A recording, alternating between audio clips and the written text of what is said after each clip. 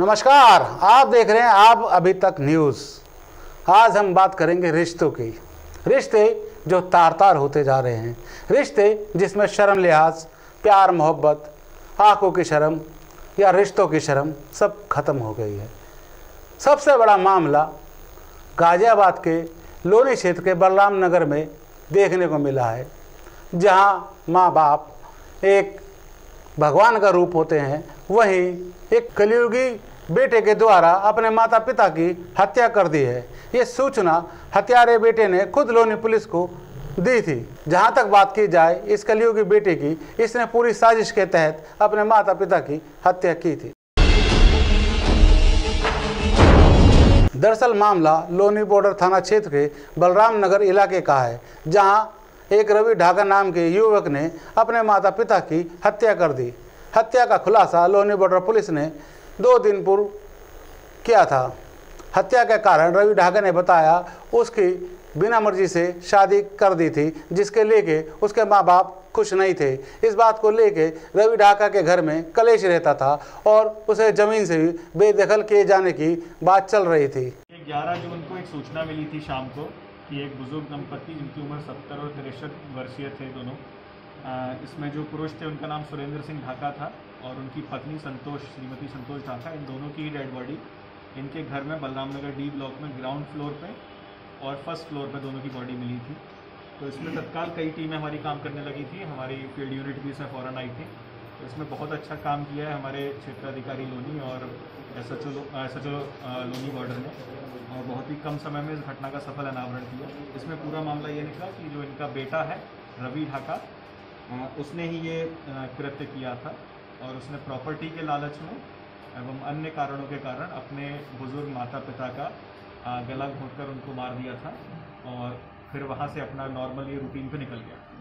Sir पहले किसकी हत्या की गई? इसमें सबसे पहले इसका नॉर्मल डेली घर से जाने का समय सुबह 9 बजे से 10 बजे के बीच में ये घर से जाता है अपने काम पर। तो ये उस दिन नहीं गया, उस दिन थोड़ा लेट गया और सबसे पहले इसने अपने पिता की हत्या की, उनको एक चादर डाल के एक साफे से। फिर उसके बाद ये ऊपर गया जहाँ पर इसकी माता जी थी, उनको इसने एक तार के माध्यम से, जो कि ये उठा के लाया था कहीं से, उस तार के माध्यम से उनका गला घोंट के उनको मारा। फिर उसके बाद ये दोनों को मारने के बाद अपना घर से अपने नौकरी पे काम पे चला गया। फिर वहाँ से दोपहर को 1 बजे वापस आया, लेकिन 1 बजे ये घर में नहीं गया और ये घर में ना जाके वहीं पर पास में एक जगह पर कुछ इसके साथी जुआ खेल रहे थे, पताश खेल रहे थे, तो वहाँ पर ये जाके उनके साथ ताश खेलने लगा और लगभग 6-7 बजे तक इसने वहाँ पर ताश खेला उनके साथ।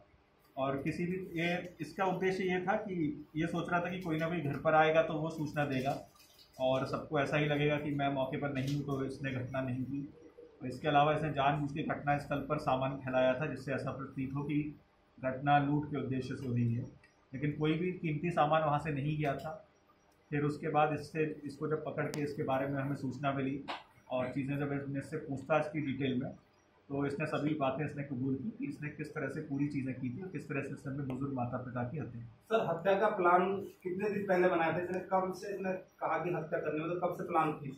इसके प्रॉपर्टी का इशू काफ़ी समय से चल रहा था। इसके छोटे भाई की डेथ के बाद से ये चाह रहा था कि ये प्रॉपर्टी में ज़्यादा शेयर इसको मिले, लेकिन जो इसके माता पिता थे वो चाहते थे कि जो इनका बेटा जो मृतक था उसकी पत्नी को, उसके बच्चों को थोड़ा ज़्यादा शेयर मिले। उस बात से ये नाराज़ था और उसी कारण से इसको पैसे की तंगी भी रहती थी। इसी कारण से प्लान इसके दिमाग में था, लेकिन उस समय इसने 1 आध दिन पहले ही लगभग इसने प्लान बनाया था, जैसे कि इसने पूछताछ से बताया, और इसके बाद उसने प्लानिंग के अकॉर्डिंग दोनों ही बुजुर्ग माता पिता को मार दिया। सगे माता पिता थे ना सर इसके?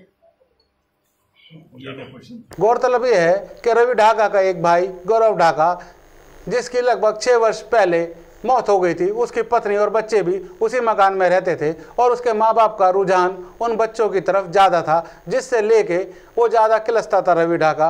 और रवि ढाका को ये लगता था कि उसके हिस्से की भी प्रॉपर्टी गौरव के बच्चों को दी जाएगी। इसी को लेके रवि ढाका ने अपने माँ बाप को मौत की नींद सुला दिया। सबसे ज़्यादा शर्मनाक घटना तो ये है कि जब वो अपने माँ बाप की हत्या का प्रोग्राम बना रहा था तो माँ उसे गरम गरम रोटियाँ खिला रही थी।